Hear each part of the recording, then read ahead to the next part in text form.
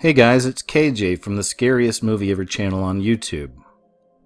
Schadenfreude is the experience of pleasure, joy, or self-satisfaction that comes from learning of or witnessing the troubles, failures, or humiliation of another. There are examples of Schadenfreude all around us. This right here is a classic. This character's Nelson from The Simpsons. And every time something bad happens to somebody in the show, Nelson seems to appear pointing his finger and saying, "Ha ha." There's even an entire network that's built upon Schadenfreude. It's the id network, the investigation discovery. I've always found the symbolism very interesting with this network. It's literally the id trapped inside the black cube of Saturn. According to Sigmund Freud's model of the psyche, the id is the primitive and instinctual part of the mind that contains sexual and aggressive drives and hidden memories. It's a personality component made up of unconscious psychic energy that works to satisfy urges, needs, and desires. And all of this is on full display on this network investigation discovery. Practically every show in this network has to do with true crime. So we've been given a network where we can watch terrible things happening to other people from the comforts of our own homes. And in a sick and twisted way, this gives many people a sense of satisfaction or comfort in watching other people's lives fall apart and be destroyed.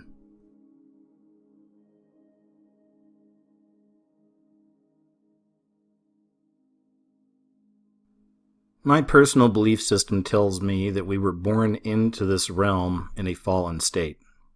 I call the system we're in the beast system. It's a confusing system in that it tells us everything that's bad is actually good, and everything that's considered good or wholesome or pure is actually bad. Schadenfreude is an example of the worst of humanity. And it's just one element of this beast system consciousness that manifests through us human beings. I truly believe the system we're in is promoting more darkness, more wickedness, more evil, and more importantly, and to the point, again, it's that turning things around or shifting things backwards, the as above, so below paradigm.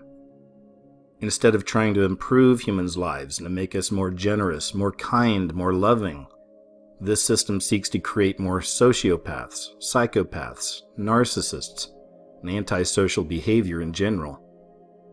As I've covered in other videos in the past and I've shown you, there is an obvious rise of narcissism in this world.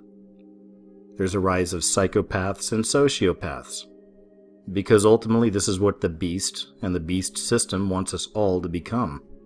A very sad example of Schadenfreude came out just a little while back. There was a news story, and I'll go ahead and share that with you right here. And once again, this is a classic example of Schadenfreude. This teen girl accused of pushing her boyfriend to commit suicide by sending him taunting text messages.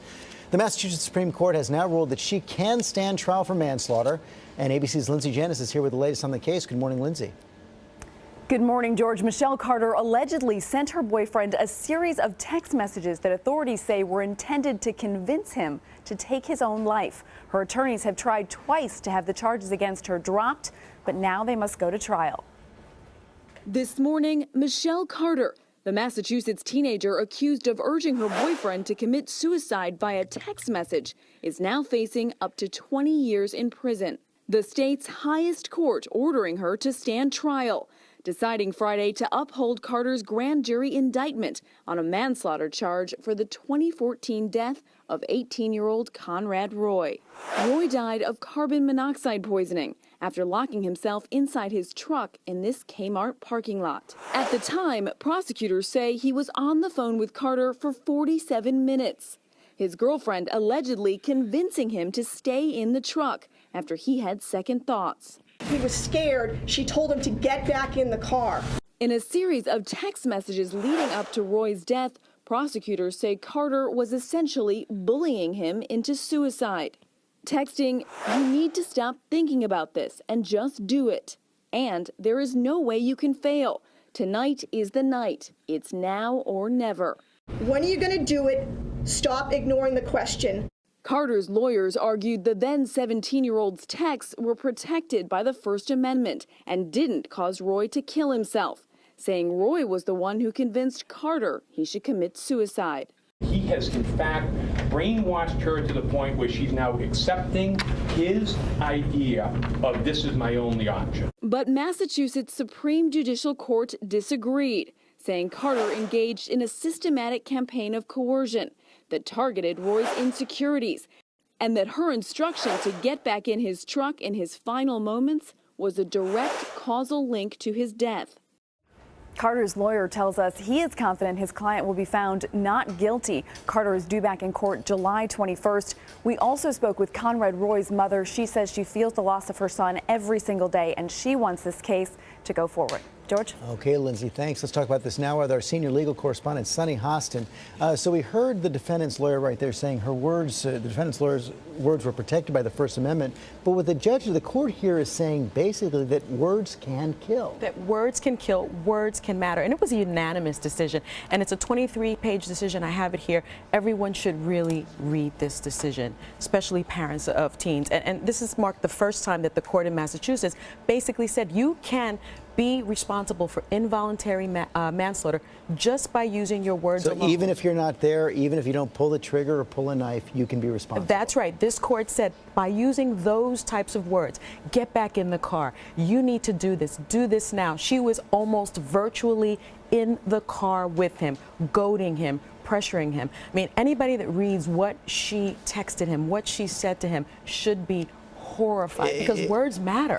But it's not just humans that are susceptible to this kind of behavior. I found the parallels in this story very interesting, how animals lie, cheat, kidnap babies, and go to war to get their wicked way. Of course, we find that same kind of darkness in the animal kingdom. Yet we're humans after all, right? We should be rising above this. We're not animals, we're not beasts. But judging by the rise of narcissistic behavior and psychopathic behavior, and of course, once again, schadenfreude, this beast system almost seems successful in turning human beings into beasts, into animals, into creatures. So when I was younger, teenager, we didn't have cell phones back then. And now that we've had them for many years, we're seeing a real epidemic. It's a deadly epidemic. Bullying is never going to go away, especially in a world like this that seems to promote it. With all of our advancements and all of this new technology, we find the same old problems. But now, of course, it seems to be getting much worse. Now when somebody is bullied or made fun of or stalked or harassed, this kind of thing sticks around online forever. Kids no longer have to just deal with bullies at school, at the schoolyard, or after school. Now they have to deal with bullying on this whole new online reality. Here's a good article on it. Bullying epidemic is causing kids to do the unthinkable. When it comes to being a parent, most of us want to fix our kids' ailments. For cuts and scrapes, there are band-aids, but what about the scars you don't see? Those are often the most painful ones. Sticks and stones may break my bones, but words will never hurt me. Not true. Some experts say that phrase is even misleading. Words do hurt. The National Education Association reports 1 in 7 children grades kindergarten through 12 are a victim of bullying, and the way some kids are coping, the NEA says, is disturbingly serious. CDC says for youth between the ages of 10 and 24, suicide is the third leading cause of death. The organization reporting 160,000 U.S. children miss school every day due to fear of being bullied by other students. So we're seeing a rise in this behavior. Bullying isn't going away with technology, it's being reinforced. Because now we're living in a time where people can, even anonymously, let all their dark intentions come out, all their wickedness, all their evil. They can hide in the comforts of their own home now and just constantly unleash wickedness online. So just a few days ago there was the San Diego Comic-Con, and this is a time where you see lots of new movie trailers and television trailers coming out. And every year I see the same concept over and over again. This is a poster for a new movie coming out called The Nun. It's a horror film. And of course, once again, it's meshing that darkness with the light. The Bible even told us of these times. Everything that was considered good will be seen as dark, and everything dark will be seen as good. Another film where we see this concept at play is Maleficent. And of course, there's a part 2 coming out. Once again, the evil dark witch is actually the good guy. The new film Venom is also another example of this concept. Symbolically, this is what I believe is happening to humanity. As I've said in previous videos, it's the dividing line between the sheep and the goats, or the wheat and the tares. We're at a time where there's really only two sides to choose. And one side, the dark side, is doing everything it can to eat the light out of all of us, and to completely take over.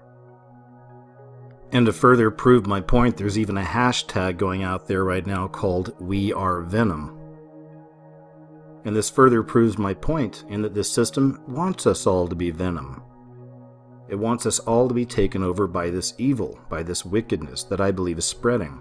It wants us all to be beasts, narcissists, psychopaths, sociopaths. On my channel, we follow the symbols. The symbols are a whole other language. I pointed this one out multiple times in the past, but it's important to reintroduce this to you in case you've missed it. Comic-Con is the all-seeing eye. Comic-Con is a part of the beast system. It's a place that promotes idols and idol worship. Comic-Con is also a place where they constantly push the powerful theology of this beast system, the mixing of the light and the dark.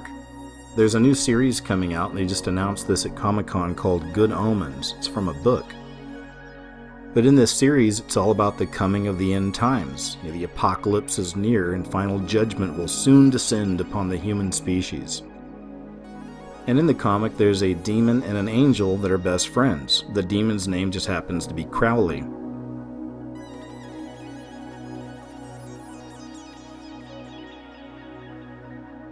They're both considered representatives of heaven and hell on earth, as they've become used to living in their home here, their comfortable lives. They've taken a liking to being here. As such, since they're such good friends, they actually decide to work together and keep an eye on the Antichrist, thus ensuring he grows up in a way that means he can never decide between good and evil. And again, as I said, we find that mixing, right, that confusing of what is good and what is evil. And on that note, I want to show you a clip from a man named John Lennox, who perfectly describes Luciferian theology. Because that's really what we're up against here, is a Luciferian theology. Check this out. Another question over here. Dr. Lennox, St. Augustine said that reason is the enemy of faith. And I would like to ask you a question with regards to original sin. Why would you choose to worship a creator God who forbade man to actually eat from the tree of knowledge, one which you have obviously eaten from because you're a rather knowledgeable man? Why would you choose to worship this sort of deity who would have kept you dumb? That's a very good question. I'll tell you why it's a good question. I notice it was asked originally by a snake.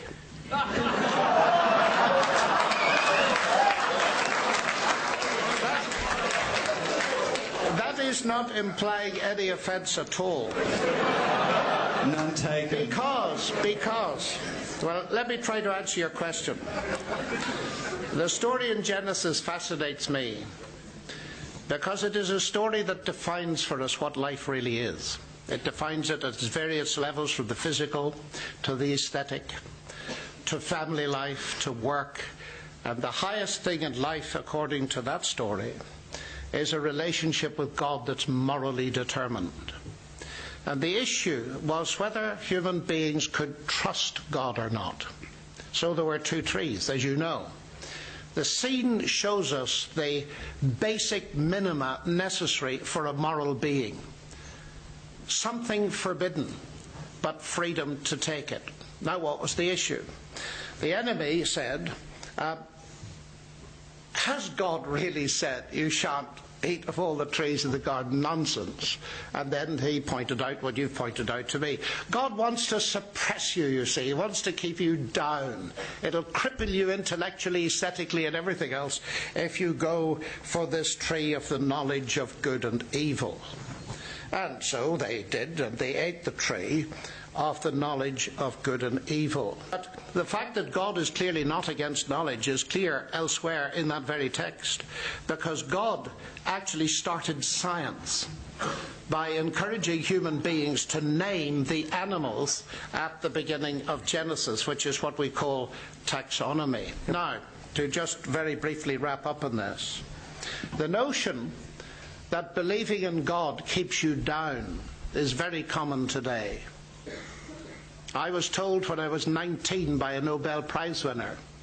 He said to me, "Do you want a career in science?" I said, "Yes, sir." He said, "Give up this childish notion of belief in God. It will cripple you intellectually completely, and you'll never make a career in science." I quietly said to him, "Sir, what have you got to offer me that I haven't got?" And he talked about emergent evolution. The answer to your question, though, is this. Do I worship a God who wants to keep me down? Tell you the kind of God I worship. I worship the kind of God who made me in his image and coded himself into humanity, came into our world to provide a basis through his death and resurrection that I could become something that I was not by creation, and that is a son of God. And the basic message of the Christian faith is a magnificent one, that God is prepared to give the individual who trusts Christ his very life, and that person rises in that sense and is given all the potential of God to be able to enjoy his friendship. The capacity of enjoying friendship with God is the biggest thing in my life, and it will be the biggest thing eternally. The notion that God is trying to keep us down is actually the original lie. Luciferian theology is Gnostic, and I find it very interesting that essentially it's about becoming your own God, and we find that same thing in Masonic lodges. If you study a little bit about Freemasonry, you'll find that ultimately at its core it really is all about becoming the God-man, becoming your own God. Not falling on your knees in front of God or in front of Christ, but to be your own God. And as the time of the Antichrist draws near, we're seeing more and more of this theology come out into the mainstream. They've actually made a television series about Freemasons called Lodge 49. It's coming out in just a few weeks. So of course it's going to be a comedy, and it's all about this stoner guy that kind of falls in with a lodge or with a Masonic lodge. But this is more revelation of the method. This is more of this darkness coming into the light.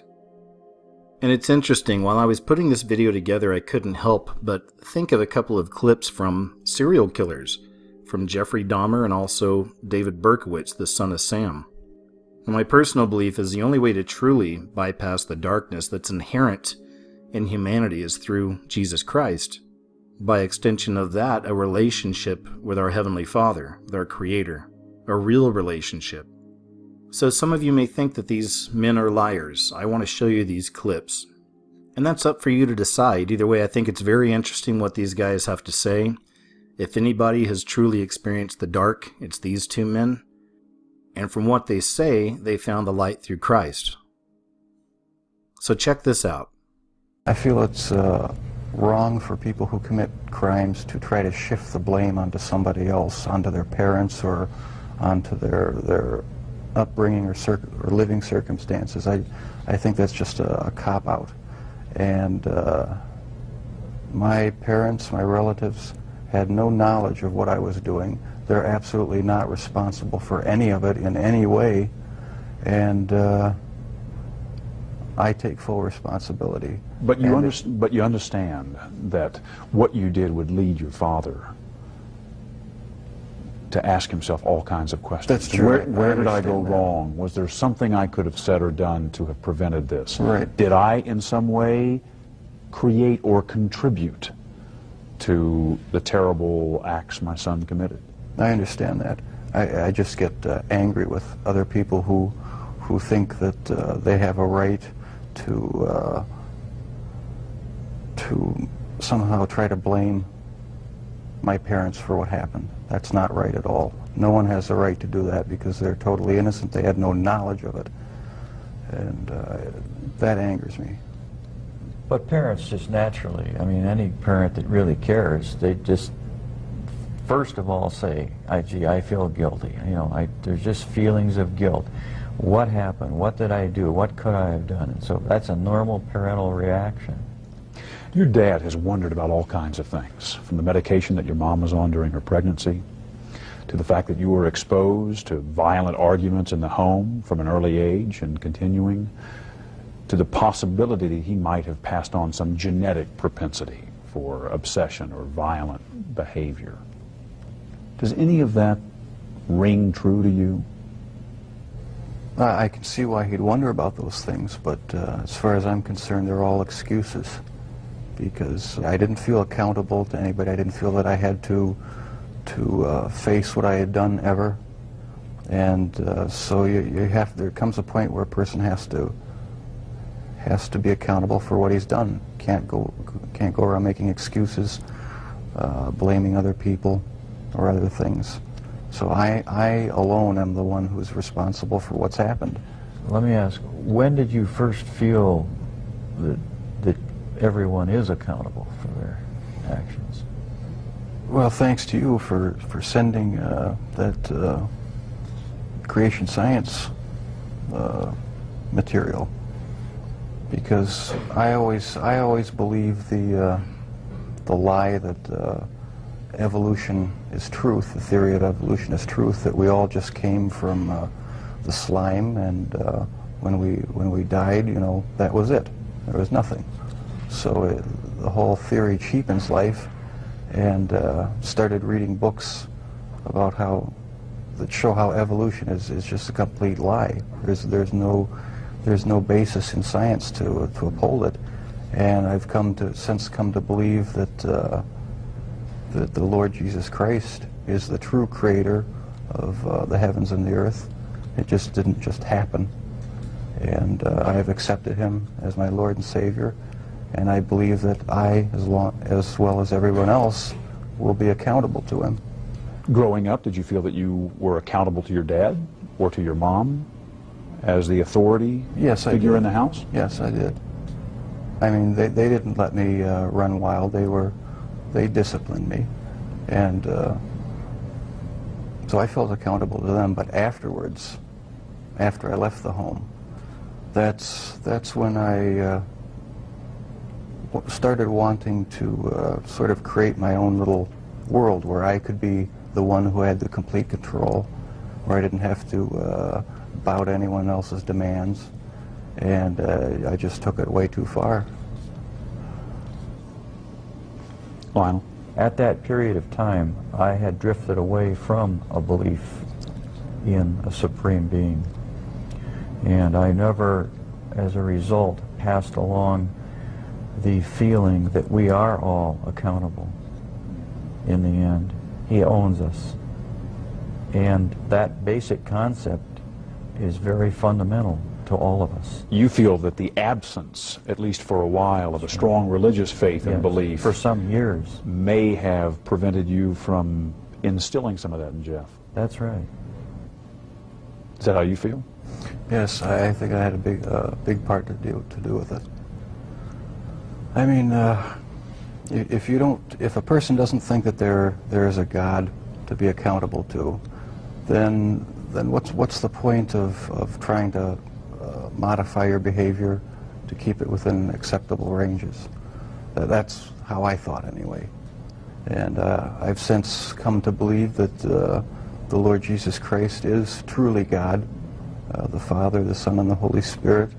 They're the only true God. The serial killer known as Son of Sam is speaking out in his first major television interview in a decade. David Berkowitz terrorized New York City in 1976 and 1977. He used a .44 caliber handgun to commit random shootings across the city. In all, Berkowitz killed 6 people and wounded 7 others. Police eventually arrested him exactly 40 years ago today. He was convicted and sentenced to more than 300 years in prison. Maurice Dubois spoke with Berkowitz for a CBS News special. Here's a preview of tomorrow night's broadcast. People will never understand where I came from. No matter how much I try to explain it, they wouldn't understand what it was to walk in darkness. In the summer of 1977, New York lost its mind.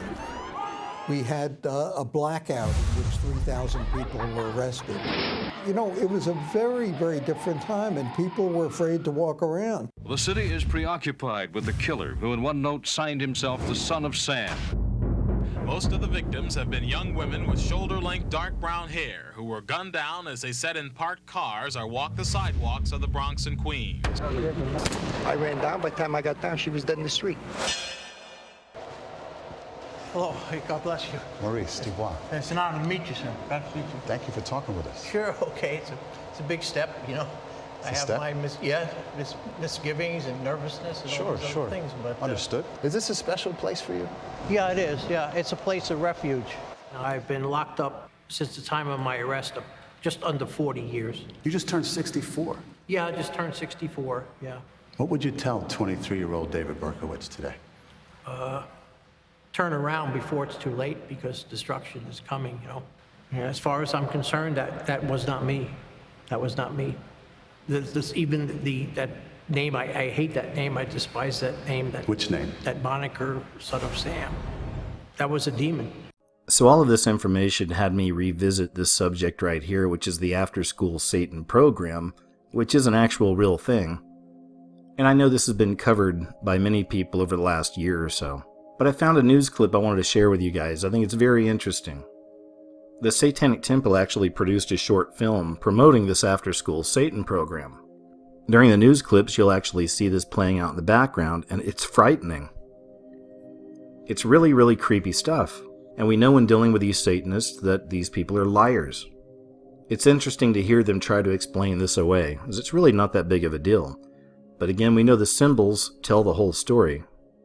And what's even more disgusting to me is, once again, this is an attack on purity, on innocence, on those that we should really be protecting in this world, above all, and that's the children, the youth, the innocent ones, the little ones. So check this out. Hey, thank you for having me. What this is about is not special privileges, just like you said. It's about equal privileges. And what the Satanic Temple has done is offered an alternative to the current Good News Club, which is the evangelical after-school program, which seems to be the only viewpoint represented in these public schools. So what we've done is we've petitioned to have our after-school program, so working parents have an alternative if they don't want their children to be proselytized by that certain very specific religious point of view. Okay, so what would the after-school club that you would have, what would you guys do? What would it look like? So one of the fundamental tenets of the Satanic Temple is that we should adhere to the best scientific knowledge of our times. So what we have is a program that's secular. It doesn't proselytize. The Satanic Temple has no interest in converting children or getting them to become Satanists or even educating them about Satanism, but it's more of a program about science, logic, reason, and it avoids topics like, you know, eternal damnation, superstition, supernatural, things that the CEF and the Good News Club teach in their program. So, Stu, let's cut to the chase here. Do you really expect anybody to sign up for this? Have you seen any interest at all in this, or are you just trying to make a point here? It was actually requested. I had a parent from that school that we petitioned to have it in approach me and say, hey, you know, have you guys considered having your own club? Because it's a very expensive alternative to send my kid anywhere else because it's the only free program. And from the internet, you know, other than the death threats that we get, we've had a lot of support and a lot of interest and a lot of emails from parents saying, from across the state saying, hey, are we going to have one in my school? Because I would sign my kid up for that. Okay, and I wanted to mention this. You were talking about parents seeking interest in this. This would not be a forced thing if parents don't want anything to do with this. They would have to give permission. If their kids, if I have a child that attends an after-school program, I would have to give permission for my child to attend your after-school program. Is that correct? That's correct, absolutely. And we in no way want to force this on anyone, just like the Good News Club doesn't. Whatever after-school program a child is in, the parent, of course, has to approve it because the child's not going to make his own decisions about where he's going after school.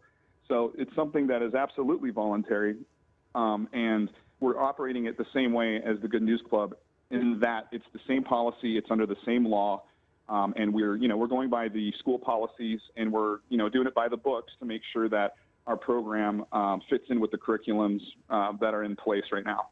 Stu, if you don't teach about Satan or you don't teach about the dark side or the occult, why are you the satanic cult? Why are you a Satanist? Why even use the name Satan? Well, the difference between the satanic culture and, a lot of these Judeo-Christian cultures is we do have absolutely no interest in proselytizing. But what we do have a very high value in is to separate religion from the supernatural and from the superstitious. We don't believe that religion has to be that way. We actually think that's very harmful, especially to children. When you're telling kids if they don't think a certain way or act a certain way, they're going to be condemned to eternal damnation. We think that's very harmful. And in the satanic culture, we avoid that. We teach self-empowerment and logic and reason, and to take responsibility for your own actions. And those are some of the highest in the satanic religion, essentially. And speaking of the children, isn't it interesting what all is being revealed right now? This is the apocalypse. This is the revealing. Everything hidden in the darkness and the shadows will be revealed, will be brought to light. Now we have stories like this. James Gunn, who is the director of Guardians of the Galaxy, has now been fired and let go from Disney because of his creepy tweets. And now the dominoes continue to fall. More and more of this stuff is coming out. This right here from Michael Ian Black saying, "I don't like watching iCarly with my daughter because there's nobody on that show I want to molest." But it's a joke, So these are just a few examples. I'm not going to show you everything. If you're interested, you can look this up. I've no doubt more of this kind of thing will be coming out. I thought this response from Michael Ian Black was interesting because there is a fine line. I understand, we don't want the thought police or the speech police running wild out there, but at the same time, we'll just check this out. He says, "Some play it safe, but some go as far as they can. Those are the comedians I always admired, Richard Pryor, Bill Hicks, George Carlin, etc. If they had Twitter, do you think they'd face backlash? Of course, and I know what they'd say, F them if they can't take a joke." And of course he names really some of the kings of stand-up comedy, and there's a lot of things I liked about Carlin, a lot of things I liked about Bill Hicks. Wasn't really that big into Richard Pryor, but none of that really matters. Now, I personally never heard them making jokes about molesting children or babies or anything like that, and that's kind of what this thing is about right now. And I do see both sides of this, and it gets really convoluted. Of course we want free speech. But those of us that run YouTube channels and other people here on social media, we know that, that time is here, man. It's all about censorship, right? They're censoring everybody. Well, maybe not everybody, but more people specifically outside of the mainstream narrative. These are the ones who are typically getting censored. And they are trying to control our language. They are trying to control our thoughts. But these issues with children being used and abused are really coming to the light now. Every week we're seeing more stories about these groups being busted who've been messing with children. And now, more and more, we're starting to see the darker side of Hollywood, and it's bleeding out. So we're seeing a lot of this stuff come to light. So of course, since we cover symbols here on the channel, we're seeing more and more of these symbols come out that reference these pedos and these creeps. So here's one that you may have seen in some movies or TV shows perhaps, and there's another one, and there's another one. So this comes to us from the Disney Channel. It's a program called Elena of Avalor, and take a look at this character right here. Does that symbol look familiar? But no worries, it's on the Disney Channel, and they're all about kids, right?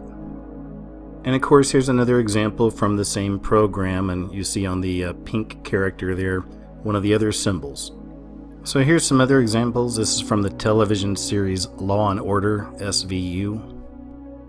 And this, of course, from Season 1 of True Detective. In this series, they're actually tracking an occult group, a satanic group, so we find these symbols throughout the entire series. And of course, most of us remember the time that these symbols became mainstream. On the lower right was the original, and right there in the middle is what they changed it to. Once people started doing some digging and realizing that there might be something more to the symbolism here. Now once again we find that connection between the Baphomet, or this symbol of the satanic church, or symbol of Satanism, or symbol of the beast. And this is no accident, this is no coincidence. I firmly believe, as I've said for years, that these symbols tell another story. They'll fill in the blanks for you. This even goes back to the clips we were showing about the Satanists trying to get into the schools. Once again, ultimately, they want the children, they want the innocence, they want the purity. And this situation right here is no different. And on that subject, on some of the really filthy minds that so many people worship as celebrities, I just want to toss this in for good measure. Lena Dunham deletes tweets about French kissing animals. And speaking of the children, this goes back to what I always call the Baphomet agenda. It's this confusion that's spreading across the land, turning men to women and women to men. And we've seen how the Satanic Temple statue, of course, features the children next to the Baphomet, the tranny Baphomet. So now we're seeing this agenda manifest more and more before our very eyes. This right here is from a new Lucky Charms ad. And the company themselves say that they're promoting the gay lifestyle, or the LGBTQ agenda. So they have this child in their Lucky Charms commercial, and this is a gender-fluid child, because I can't tell if it's a boy or a girl. Most people can't, and I'm not the first one to notice this. So again, this confusing, this mixing of the dark and the light. So the family is under attack in this beast system. It always has been. And that's where true love exists. And this system, this satanic system, this beast system, hates true love. So we find CNN promoting these terrible ideas. What's inside an open marriage, right? Once again, the destruction of the family, the core of the family. CNN again, this is mainstream news. Once again, the attack on the family. Cuckolding can be positive for some couples, study says. And speaking of the Masons, and specifically their influence, I noticed this just the other day. In the background I had the TV on, and the movie Pineapple Express came on, and I looked up, and here's a scene between Seth Rogen and one of the other characters, and they're shaking hands between this little hole in the door. And the handshake they're doing, once again, is just right in front of your eyes, yet so few people see, and that's a perfect Mason grip. And here's a few examples that you can see, and it's basically the same thing, just a minor change here or there. But for the most part, it's taking the other person's hand and pressing the top of the thumb hard against the space between the first and second knuckles. And I certainly don't think we should be surprised that Seth Rogen and his crew are a part of this Masonic order in Hollywood. But these are the people who entertain us. These are the people who we allow into our minds. And yes, it matters. Yes, it's very important to see these things. Masons take oaths of secrecy. They're not going to tell you the truth unless you're a part of the Brotherhood. We come back to this image, and it's the perfect Freemason grip. Seth Rogen even offering his right hand. And we're constantly seeing hints of the influence from these Masonic orders in films and television. The higher orders, some people call the Illuminati. But the symbolism always connects back to satanic symbolism as well. I recently saw the movie Ant-Man and the Wasp, and this one's no different. I mean, the story alone is in reference to CERN. It's all about quantum teleportation. The device they use in this film to go between realms, to travel between different realms, looks like CERN, looks like the LHC. And if you didn't know, many people have already covered this. I've covered it myself. You can look into this yourself, but CERN is basically trying to open up the pit. CERN is a part of that beast system, trying to open up the pit. So you don't find all these symbols and all these confirmations in every single film, but usually the bigger films you will, especially the Hollywood blockbuster types. A lot of these comic book type movies, you'll find it.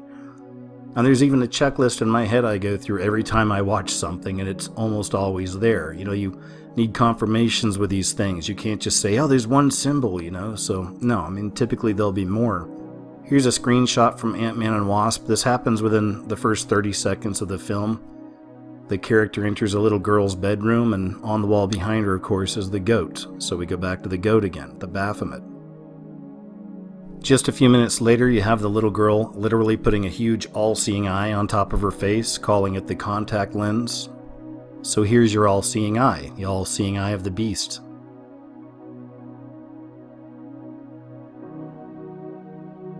Here's another sequence in the film. Once again, we have an all-seeing eye, the all-seeing eye just outside of his car window. So there's tons of examples I could show you. A lot of times they just repeat the same symbols, but I'm trying to show you how a lot of the times it's the same symbols are always showing up in these films. Here's your sun symbolism right here. The sun symbolism is predominant in these Masonic orders, and what a lot of us call Illuminati, a connection to that, but ultimately it goes back to Luciferianism. The Sun, S-U-N, God. And then, of course, the black and white tiled floors, the Masonic floors, the as above, so below, the duality. Of course, we're going to find that in here, once again connected to all the other symbols. So it's not just movies and TV shows. Again, these commercials are always trying to show these things as well. Here's an example from Life Water. It's a commercial I recently saw. It starts off with rain falling from the sky. And we get the words, fell from heaven to get you through hell. You're like, but maybe that's just a reach. Are you sure? Yes, I'm sure, because here she is with the serpent.